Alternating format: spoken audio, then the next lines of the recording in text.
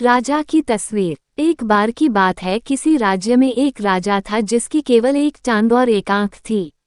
उस राज्य में सभी लोग खुशहाल थे क्योंकि राजा बहुत बुद्धिमान और प्रतापी था। एक बार राजा के विचार आया कि क्यों खुद की एक तस्वीर बनवाई जाए। फिर क्या था, देश विदेशों से चित्रकारों को बुलवाया गया और एक से एक बड़े चित्रकार राजा के दरबार में आए। राजा ने उन सभी से हाथ जोड़कर आग्रह किया कि वो उसकी एक बहुत सुंदर तस्वीर बनाए जो राजमहल में लगाई जाएगी।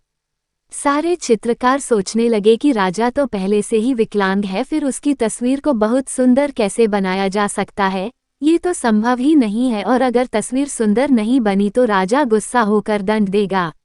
यही सोचकर सारे चित्रकारों ने राजा की तस्वीर बनाने से मना कर दिया।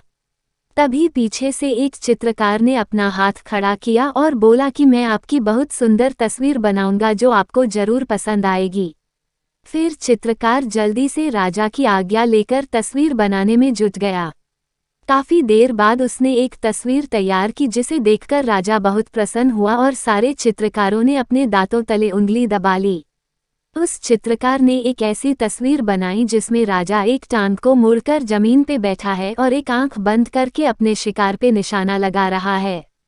राजा ये देखकर बहुत प्रसन्न हुआ कि उस चित्रकार ने राजा की कमजोरियों को छिपाकर कितनी चतुराई से एक सुंदर तस्वीर बनाई है।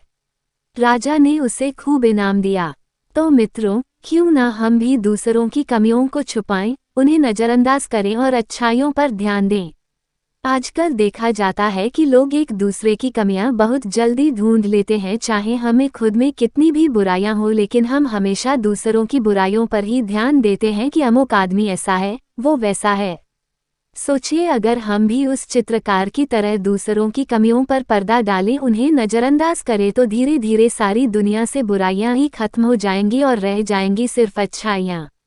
इस कहानी से ये भी शिक्षा मिलती है कि कैसे हमें नकारात्मक परिस्थितियों में भी सकारात्मक सोचना चाहिए और किस तरह हमारी सकारात्मक सोच हमारी समस्याओं को हल करती है।